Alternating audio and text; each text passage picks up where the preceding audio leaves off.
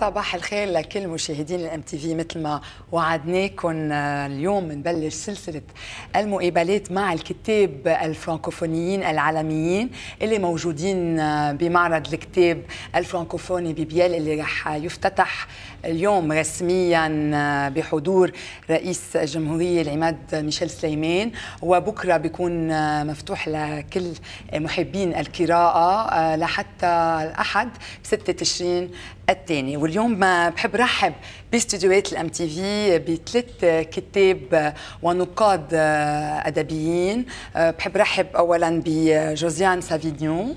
Vous êtes la bienvenue. Bonjour. Bonjour. Ou à Christine Rousseau. Aussi, ça nous fait grand plaisir de vous avoir sur notre plateau. Et Isabelle Pacchioni, vous êtes la bienvenue aussi. رح اكيد اعرفكم اكثر على الكتاب اللي موجودين حوالي. جوزيان سافينيو من مواليد فرنسا سنه 1951، وهي كاتبه وصحفيه وناقده ادبيه. كانت سابقا مديرة تحرير للملحق لو موند دي ليفر من سنة 1991 لل 2005، وأيضا أصدرت عدد من الكتب، منها مارغريت يورسنار لانفونسيون دون في سنة 1993، كارسون ماكولرز ان كور دو جون في سنة 1995، بوان دو كوتي سنة 2008، وبنوات كرولت اون فام بارمي لي سيان سنة 2010. كريستين روسو أيضا صحفية وناقدة أدبية، تشتغل أكيد بصحيفة لو موند، وحيزت على جائزة لو بري أنسي للصحافة والنقد الأدبي. كمان بحب رحب فيها.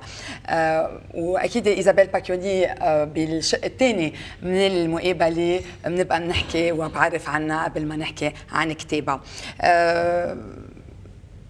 Josiane, là, en tant que critique littéraire, comment vous jugez le salon du livre francophone? Moi, j'aime beaucoup. D'abord, là, j'avais l'impression de comprendre l'arabe, ce qui m'a vraiment fait plaisir pour la première fois de ma vie. Mais non, moi, je trouve que c'est un très bon salon et j'étais très triste quand, à plusieurs reprises, l'ambassade de France avait décidé de le supprimer parce que c'était, paraît-il, trop dangereux, alors que j'ai jamais vu. Je suis venue, il n'y avait aucun danger. Mais vous savez, ces Français sont frileux. Je pense que c'est un très bon salon, que les auteurs français adorent venir à Beyrouth, que tous, comme moi, même aussi, on nous a toujours dit que Beyrouth était un absolu paradis avant la guerre et moins le paradis ensuite. Moi, je suis venue pour la première fois à Beyrouth en 1999. Je suis tombée tout de suite amoureuse de cette ville et je trouve la ville magnifique, le Liban magnifique, les Libanais dont tout le monde veut... auquel tout le monde veut du mal, des gens magnifiques qui se défendent. Merci. Et je trouve que ce salon est très bien. Merci, ça nous fait grand plaisir. Et sachant que c'est le troisième plus grand salon, après Paris et Montréal. Christine, comment jugez-vous la rentrée littéraire en France cette année? Cette année, c'est une rentrée un petit peu plus serrée en termes de titres, du fait un peu de la crise de la librairie. Mais en même temps, justement, parce qu'elle est un peu plus serrée, en même temps, c'est quand même à peu près 600 romans qui sortent entre la fin août et le mois de novembre. On sent que les éditeurs ont fait des choix très, très précis, très resserrés, et ce qui donne une rentrée de très très belle qualité, avec surtout, on voit monter une génération de jeunes écrivains qui sont en train de confirmer leur talent. Donc c'était une rentrée passionnante. Ça fait plaisir. كنت عم بسأل أولا جوزيان شو رأيها بالمعرض الكتاب الفرنكوفوني ببيروت؟ بتلاقيه رائع، بتلاقي بيروت رائعة، وبتلاقي إنه كانوا بدهم يلغوه، لكن منيح اللي ما لغيوا المعرض، وهو بنعرف إنه ثالث أكبر معرض يعني بالعالم الفرنكوفوني من بعد باريس ومونريال. وقالت إنه ما بتعرف هلا بتفهم ليه كثير ناس بدها تأذي اللبنانية ولبنان، لأنه بلد رائع، وهي من سنة 1999 اجت أول مرة مغرومة بلبنان واللبنانيين. وكنت عم بسأل كمان كريستين شو رأيها بالكتب اللي دائما في الغنطري ليترير بفرنسا بهالوقت، ولقيت إنه كتير كانت جميلة جدا وفيها كتير كتب من كتاب فرنسيين وفرانكوفونيين من الجيل الجديد وعندهم موهبة كتير مهمة. Donc, vous êtes, Josiane, vous êtes connue en tant que critique littéraire et écrivain, mais aussi pour vos entretiens avec de grands auteurs. Et donc là, comment jugez-vous ces entretiens? Est-ce que vous sentez que c'est d'égal à égal ou vous laissez donc toute la liberté d'expression à votre invité ou au contraire, vous aimez partager avec lui vos idées? J'aime bien plutôt quand même m'effacer devant la personne que j'interviewe. Et ça dépend. Et moi, je pense toujours que quand les entretiens sont mauvais, c'est dû à la personne qui fait l'entretien et non à l'auteur. Parce qu'il faut savoir retirer le meilleur de l'autre, c'est ça. Mais très souvent, je trouve que les entretiens, c'est très bien. Moi, j'ai rarement été déçue. Parce que j'allais dire, c'est un peu comme parfois quand on est en avion ou dans un train. C'est comme une bulle avec quelqu'un qu'on reverra sans doute jamais. Et donc, il se dit des choses qui parfois il ne se dirait pas avec des gens qu'on connaît bien. Et moi, j'ai toujours eu beaucoup de plaisir à faire des entretiens. Parfois, ils sont durs. La première fois que j'ai interviewé un écrivain américain que j'adore, qui est Philip Roth, il était très dur avec moi. Il regardait tout le temps sa montre et tout. Et lui, après, a trouvé que ça s'était très bien passé. Pour moi, j'étais complètement en train de me liquéfier. Je me suis mise à tousser. Mais vous savez, comme quand on est tellement angoissé, je me suis mise à tousser. Il a attendu que les larmes coulent pour me proposer un verre d'eau. Donc j'ai avalé ma salive, je lui ai dit « No, I'm okay ». Mais depuis, ça va très bien entre nous. C'est des grands défis quand même aussi. Nous savons aussi que vous êtes membre donc, du prix Phoenix et nous sentons toujours que vous êtes très proche de la littérature francophone libanaise. Et vous défendez souvent nos grands auteurs comme Percy Kemp, qui a pris le prix Phoenix l'an dernier, Vénus Rurigata, Alexandre Najjar. Pourquoi? Eh bien, Percy Kemp, je ne le connaissais pas du tout. Alexandre, c'était un peu différent parce qu'il a commencé à publier en France il y a déjà assez longtemps, des premiers livres chez Grasset, que j'ai trouvé tout de suite intéressants. Et Vénus Rurigata, c'est une figure des lettres françaises aussi. Je l'aime beaucoup. Mais Vénus, je ne la connaissais pas personnellement, je l'ai connue par Christine parce qu'elles étaient ensemble. Tu l'as connue au prix des 5 continents de la francophonie et dont la première édition s'est déroulée à Beyrouth. Ça fait plaisir. كنت عم بسأل جوزيان انه اولا هي ناقدة أدبية وكمان كاتبة وكمان كان عندها مقابلات مع كتاب مهمين. سألتها إذا كانت هي بتحب تشارك آرائها هي وعم بتحاور الكتاب المشهورين. قالت لي لا، كانت تجرب انه هي تتناسى ككاتبة وتخلي اكيد الكاتب اللي قبالها يقدر يحكي اللي بده اياه، لانه هي بتعتبر انه هون اذا نجحت المقابله بيكون حق على يعني اكيد من خير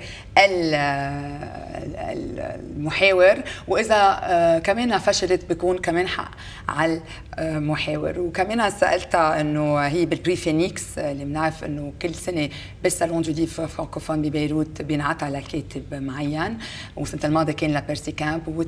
بنحس دائما بنقدة بتحب كثير الكتاب الفرانكوفونيين اللبنانيين مثل ألكسندر نجار، فينيس روريغاتا وبيرسي كامب. قالت لي ايه؟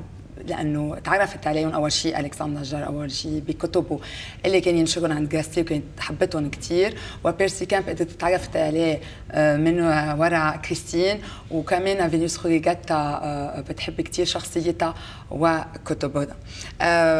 Christine, vous avez reçu le prix donc ainsi et très chic.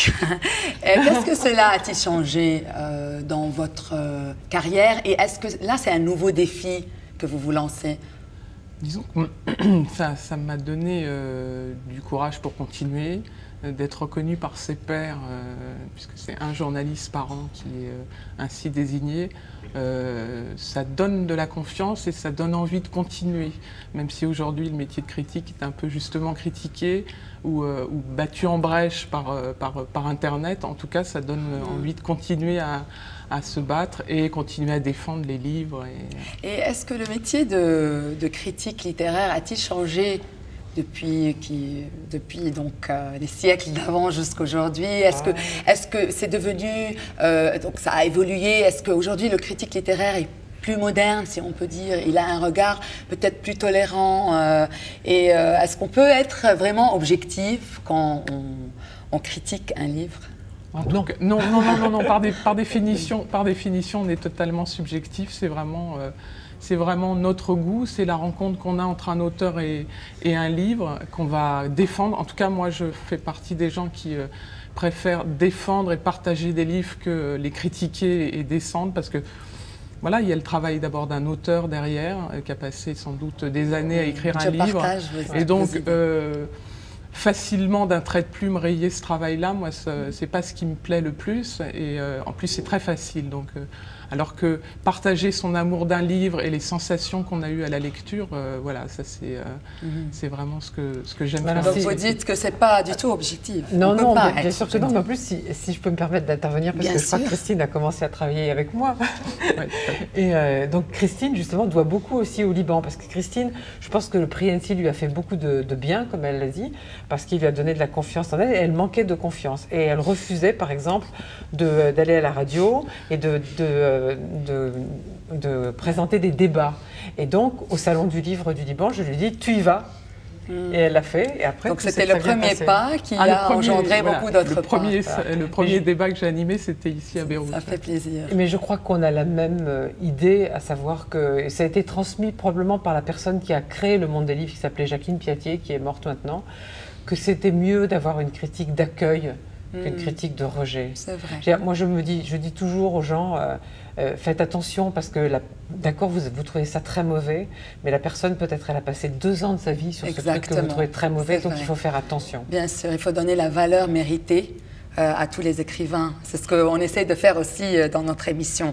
كنت عم بسأل كريستين إنه أخذت جائزة الأنسي وهيدا شو غير بحياتها. قالت لي إنه أكيد انبسطت وحبت إنه تكمل بهالمسيرة كناقدة أدبية، وخاصة إنه بينتقدوها كثير. وكنت عم بسأل كريستين كمان إنه إلى أي حد في واحد يكون موضوعي بنقده. أكيد حتى شركتها الرأي جوزان انه واحد ما في يكون موضوعي، ولكن اثنيناتهم بيحبوا يقدروا الكتاب والكاتب اللي كتب الكتاب، من هيك بنقدهم ما بيكونوا ابدا سلبيين، بيكونوا ايجابيين، وعلى طول بيحبوا يفرجوا الافضل عند الكاتب وبالكتاب. وكمان خبرتنا جوزان انه كريستين اول يمكن محاضره عملتها كانت بمعرض الكتاب بلبنان، وهذا شيء اكيد بيفرحنا.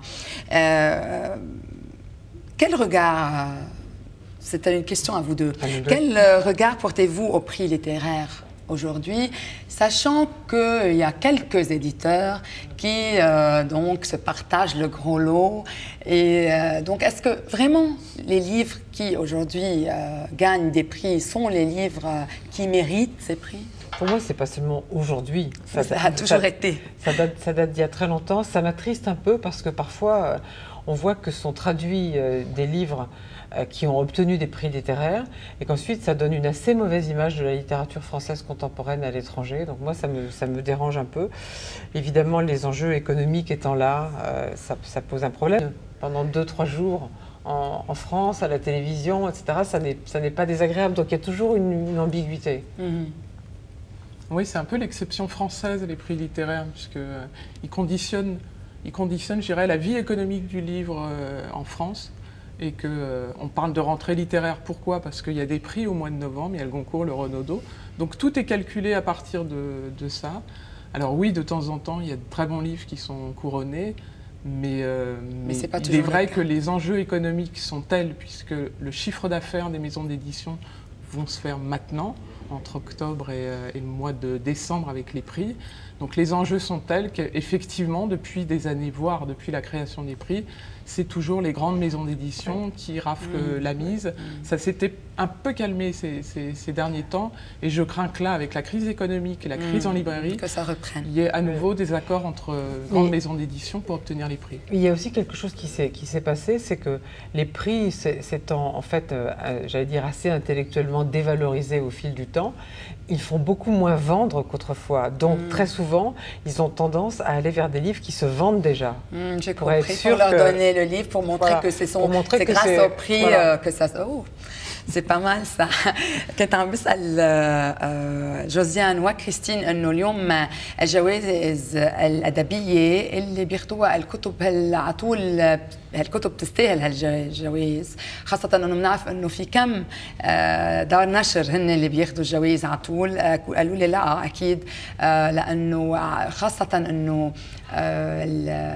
دور النشر كثير بيتكلوا على الحالة الاقتصادية وبيشوفوا قد ايه بدهم، يعني دار النشر الاكثر واحد بيشتغل وبينشر كتب هو اللي لازم ياخذ يمكن عدد كبير من الجوائز. وقالوا لي انه كمان اليوم عم بيحسوا انه الكتب اللي عم بينباعوا اكثر بيعطوهم جوائز ولا مش العكس الصحيح. Nous savons aujourd'hui que par exemple vous avez eu un passage de critique littéraire à écrivain, surtout que, sachant que vous avez écrit la biographie de Marguerite Yourcenar. Pourquoi Marguerite Yourcenar? Et je crois que j'ai eu des échos que vous commencez la biographie d'Aragon. Non, je vais abandonner. Pourquoi? Trop compliqué. Donc, pourquoi Marguerite Yourcenar? Pourquoi peut-être Aragon? Quelles sont les affinités Aragon, c'était vraiment mon rêve, mais il faut 10 ans. Bon, ça croise toute l'histoire du XXe siècle en France, l'histoire du Parti communiste français, c'est une complexité. Il faudrait que Antoine Gallimard me paie pendant 10 ans et je doute fort. Après me faire que ça.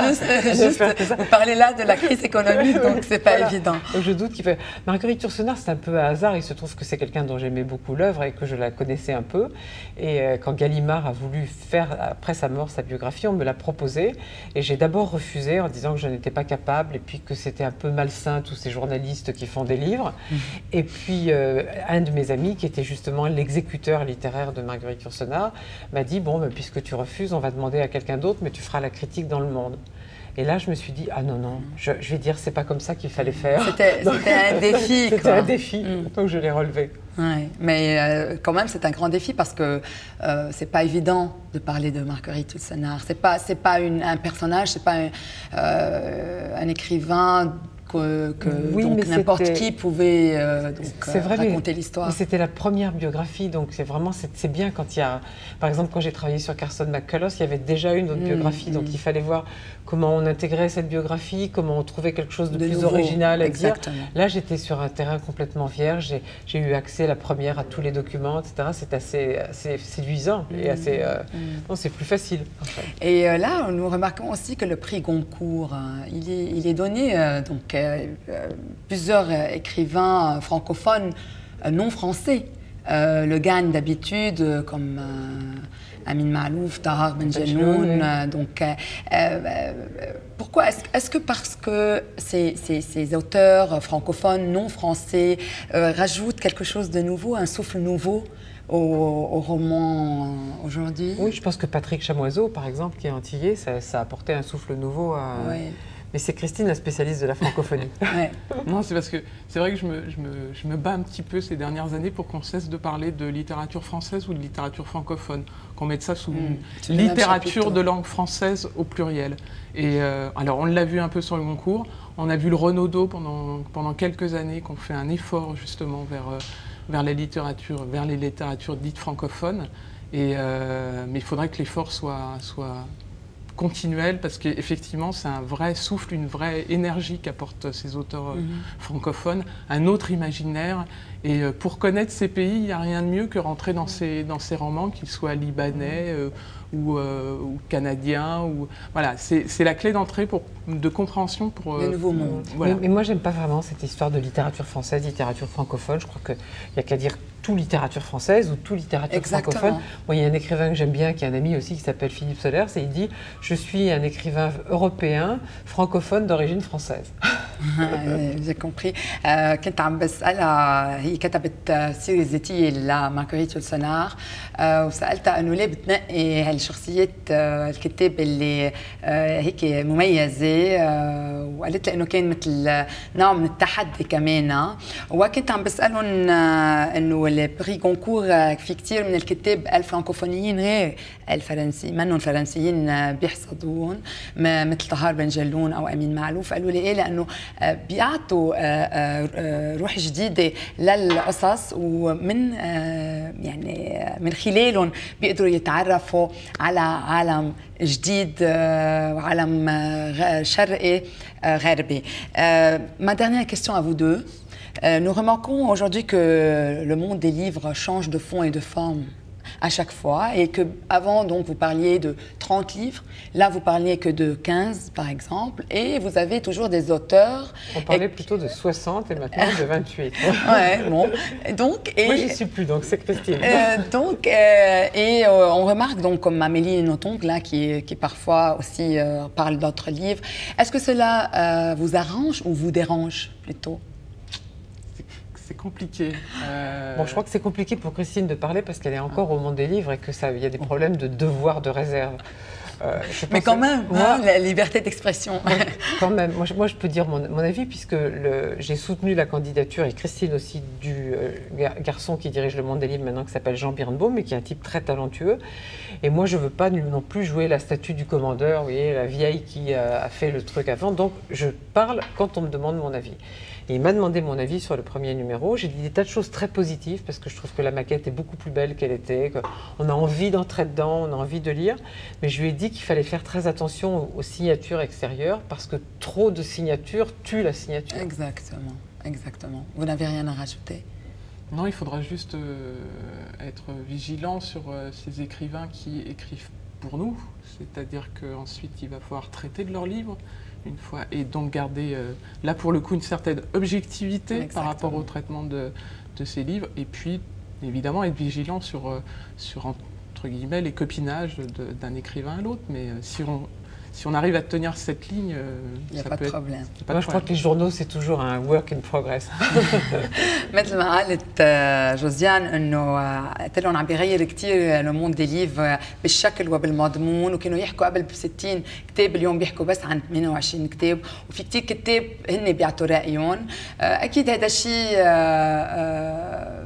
يعني بيحبوه ما بيحبوه لانه اكيد التغيير مهم، مثل ما قالت انه على طول في تطور بالصحافه، ولكن الواحد بده ينتبه لانه هالكتاب اللي عم بيكتبوا عن غير كتب هن رح يجي دورهم انه ينكتب عن كتبهم.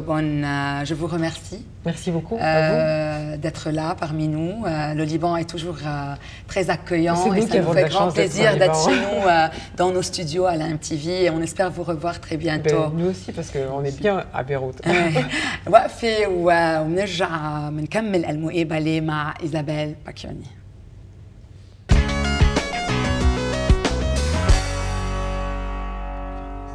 مشاهدينا الكرام، نتابع مقابلتنا الخاصة مع الكتاب الفرنكوفونيين العالميين، وبحب ارجع ارحب بإيزابيل باكيوني. Vous êtes la bienvenue. Bonjour. Bonjour. Je vais vous présenter donc au public كاتبة وأخصائية بالأعشاب والزيوت الطبيعية المركزة للعلاج، وهي مؤسسة لشركة بيور إسانسيال مع زوجها، واليوم هي موجودة بلبنان لتوقع كتابين، سون ريفلكس إير بور وأروما ثيرابيا. Bon, expliquez-nous, puisque vos deux livres et tous vos livres donc parlent des bases de l'aromathérapie, qui est une science qui se développe de plus en plus. Oui, alors c'est vrai que l'aromathérapie, c'est la thérapie par les huiles essentielles qui sont produites par des plantes aromatiques. Et à ce titre, c'est une science très ancienne, puisque dans le bassin méditerranéen, en Égypte notamment, on utilisait les huiles essentielles depuis plus de 3000 ans. Mais maintenant, avec les découvertes scientifiques, les études qui sont faites sur les huiles essentielles, on se rend compte que ce qu'on savait traditionnellement, empiriquement, est démontré scientifiquement, et que les huiles essentielles peuvent être un complément des traitements, des petits maux du quotidien pour toute la famille. Donc les médecins s'intéressent de plus en plus à l'aromathérapie en tant que traitement familial, médecine familiale naturelle, pour éviter parfois de prendre trop de médicaments ou même de remplacer certains médicaments comme les antalgiques, les antidouleurs, tous les produits qu'on prend un peu trop pour le stress, pour mieux dormir, etc. Donc pour guérir tous les maux journaliers. Pour les soulager, pour les soulager. Ça marche très bien. Oui, de plus en plus, en tout cas au Liban aussi. Oui. Donc pourquoi, et vous parlez là qu'il faut assainir l'air que l'on respire dans nos maisons, dans nos bureaux, donc partout, quand on peut, bien sûr. Pas dans les rues, là on ne peut pas.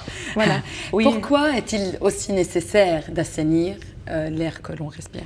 Vous parliez de l'air dans les rues, c'est vrai que l'air dans la rue n'est pas le même que celui dans la maison ou dans ce studio. Oui. Et quand on parle de pollution, les gens pensent tout de suite à la pollution extérieure, les usines, les voitures.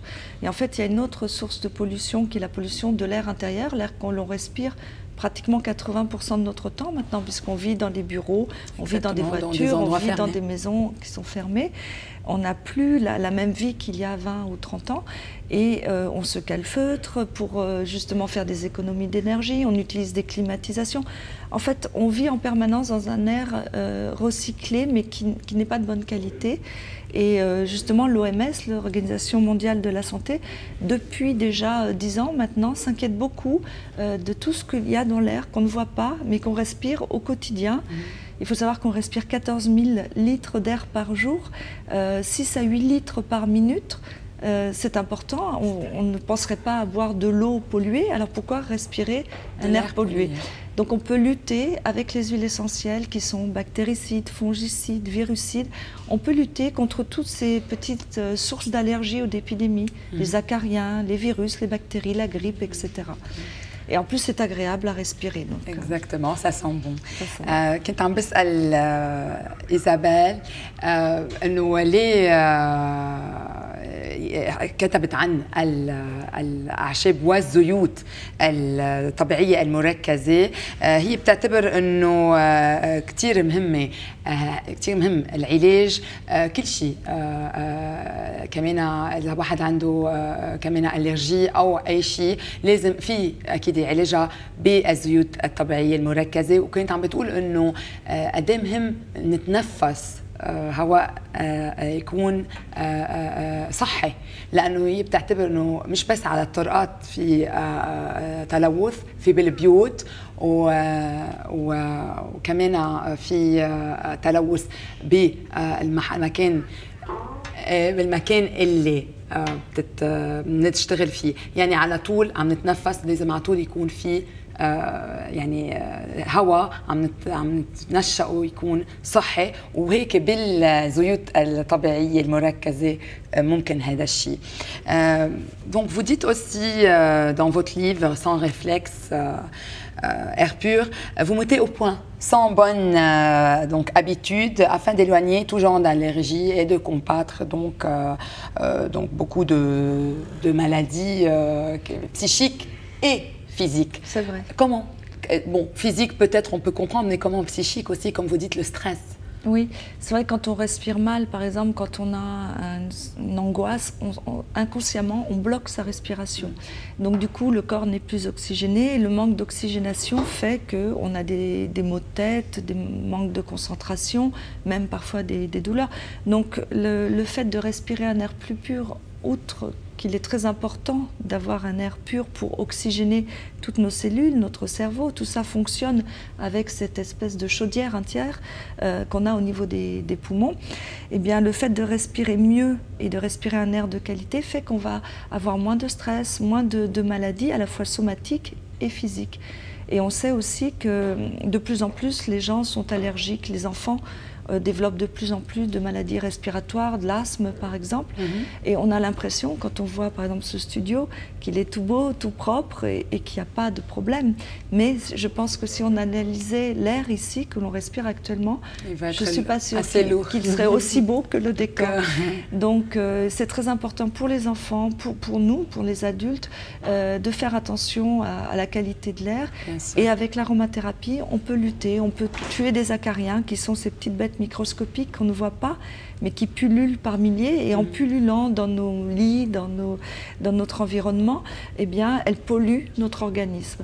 Donc on va pouvoir dépolluer l'air, on va pouvoir vraiment l'assainir, et ça c'est très important, et les médecins en sont de plus en plus conscients, puisque maintenant dans les recommandations, il y a les bons gestes comme ouvrir, aérer tous les jours. C'est très important d'aérer tous les jours. Nettoyer aussi, bien sûr. Nettoyer avec des produits naturels plutôt qu'avec des produits chimiques ouais. qui aussi sont source de pollution. Et puis utiliser les huiles essentielles en dispersion aérienne pour justement purifier l'air. C'est ce qu'on faisait il y a très longtemps. Hein. Oui, parce que c'est un moyen naturel. Oui. Donc là, ça reprend. Voilà, et en utilisant les huiles essentielles, on ne rajoute pas de source de pollution puisque ça vient de la nature. On prend à la nature et on rend à la nature. Alors que quand on utilise des biocides, des produits chimiques, des désinfectants, on fabrique quelque chose que la nature n'a pas créé, de la synthèse, de la chimie, et on la relargue dans l'air, à l'extérieur, partout. Donc on se pollue nous-mêmes et on pollue aussi notre environnement. bien sûr. كنت عم تحكي قد ايه مهم اليوم واحد انه يعرف يعيش ب يعني محل يكون صحي، ولانه الناس اللي عندها كمان ربو لازم يكونوا بمحل كتير نظيف وهواء نقي، وهيدا الشيء مش بس برات البيت، خاصة بالبيت. ومن هيك عم تقول انه وقت واحد بده لازم يهوي بيته، لازم ينظف بيته، ولكن مش باشياء مركبة كيميائية، ولكن باشياء طبيعية. ومن هيك لازم واحد يعرف انه كل شيء جاي من الطبيعة هو مصدر كمان ضد التلوث مش للتلوث. Dans votre livre Aromathérapie, vous voyagez d'un pays à l'autre et vous découvrez donc toutes les plantes dont vous pouvez extraire vos huiles essentielles, et vous nous faites découvrir aussi le Maroc, le Madagascar, et même on peut voir sur la caméra un cèdre qui ressemble au cèdre du Liban. C'est le cèdre du Liban. Donc pourquoi voyager dans votre livre? En fait, les gens qui maintenant sont très sensibles à la santé naturelle et qui utilisent l'aromathérapie en achetant par exemple un produit en pharmacie, ils ne se rendent pas compte de ce qu'il y a derrière toute cette chaîne qui est arrivée jusqu'à chez eux avec ce produit qu'ils vont diffuser ou appliquer sur la peau par exemple. Et moi j'ai voulu expliquer que c'était justement pas de la chimie, c'était pas quelque chose qui sortait de nulle part. Il y avait des gens qui travaillaient, des agriculteurs, des femmes qui cueillaient les fleurs, qui récoltaient tout au long de l'année. Parfois c'est tout un enchaînement. C'est tout un enchaînement. Il y a une beauté, il y a une vraie richesse à la fois ethnique, botanique, culturelle, sociale. Et il faut encourager les cultures traditionnelles, puisque nous, dans nos sociétés modernes, on en profite largement. Et c'était aussi une façon de rendre hommage à tous ces gens qui cultivent la terre pour nous, qui vivent au rythme des saisons. On a un peu oublié tout ça. Exactement. Et j'avais besoin de retrouver cette ambiance et de la faire partager. C'est pour ça que je suis allée dans tous ces pays où les cultures sont tellement différentes. En tout cas, on peut le remarquer dans le livre et on voyage avec vous. Je voudrais juste vous demander de rappeler aux téléspectateurs quand est-ce que vous signez votre livre, livres. Samedi, demain, entre 17h et 19h sur le stand de la librairie Stéphane à Beyrouth. Et je suis très heureuse d'être sur ce salon, puisque j'aime beaucoup le Liban. Je suis venue déjà il y a plus de 10 ans maintenant.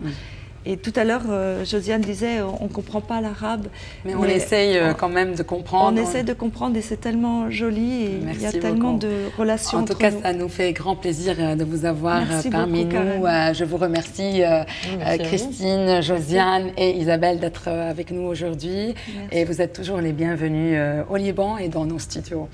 مشاهدينا الكرام، أنا بشوفكم بكرة كمان الساعة 12 مع 5 كتاب فرانكوفونيين عالميين، وهلأ بنبقى مع بريك قليل.